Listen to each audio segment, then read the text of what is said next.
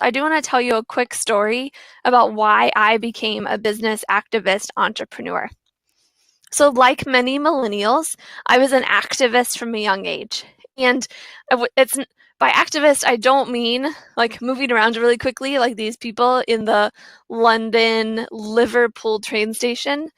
I mean, I watched Save the Whale documentaries and forced my parents to start recycling, and I really wanted to change the world as an activist. My first full-time job out of college was for a large nonprofit, and I was really excited to start my career in the nonprofit sector since already, I was seeing myself use my life and my career to make a difference for the most vulnerable among us. And I thoroughly enjoyed my time at this nonprofit. I started out as the assistant to the grant writer, and then I offered to write some grants that she couldn't get to, and I discovered that I could do it well. And later, I was promoted to being a grant writer, and I raised over $300,000 in one fiscal year for that organization. And it felt really good to be able to make that difference for that organization's mission. But I'll never forget Phil. Phil worked on the programming side.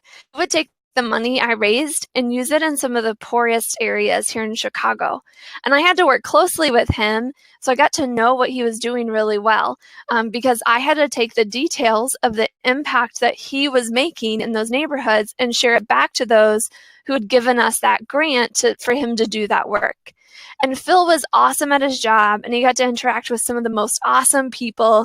And I just wrote about it and sent the report to the people that gave us the grant to ask them to give us one for next year so he could keep going. And I'll never forget the day that I finally got to go on a site visit with Phil and with one of our donors. We went to the back of the Yards neighborhood here in Chicago, a pretty poor area, mostly with Latino immigrants. And it was while I was standing in this big room with no air conditioning in the heat of the summer that I in my like fancy suit, because I was trying to woo this donor. And I realized that what I was doing with this organization didn't line up with what I knew I should and really wanted to be doing with my life. Yes, it was in the nonprofit sector. Yes, I was, changing the world, but there was a misalignment. I wanted to be in a neighborhood with my feet on the ground, not this imperial force coming in and telling people what they had to do in order to get our grant. So that day was the day that I lost trust in the system.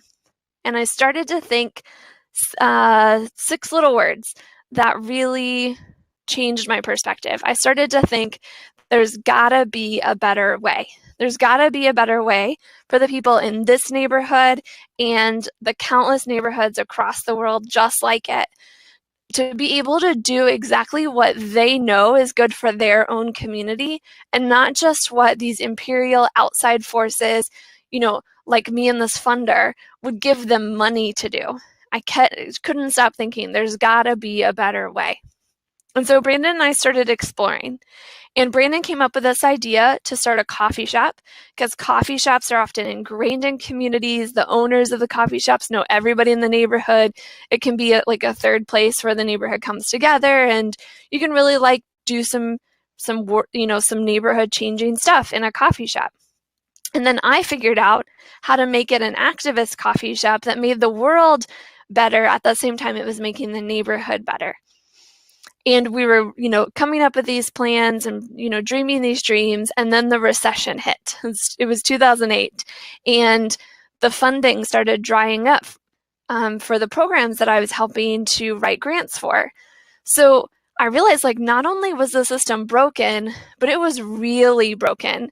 And that many of the programs that I helped fund before and were dramatically changing people's lives, it wouldn't happen because of some decisions that were made by people, on Wall Street in these, fancy suits. And that just showed me even more so how much the system is broken. And then, of course, my nonprofit finally announced that they needed to even do layoffs because of the recession. And this was my point of no return. I knew it was my time to step out and try to figure out that better way to create my own value in the world by doing what I really should and wanted to do. And It was only later that I learned what I was trying to do, that some people call it social enterprise, but even those two words get defined differently by various people. And I truly had to carve my own path as a business activist entrepreneur. And that's really what I've learned to call myself, because it's who I am. Fast forward to today, and I'm now more in control of my life. I don't have to worry about any layoff announcements, among other things. I'm also making the change I wish to see in the world, not the change some rich people are willing to pay me for. And I'm also building true wealth, not just a 401k that could empty out if stocks take a sharp dive, because of some crazy decision that someone I'll never know made. And of course, it hasn't been easy along the way, but it's been worth it 100%.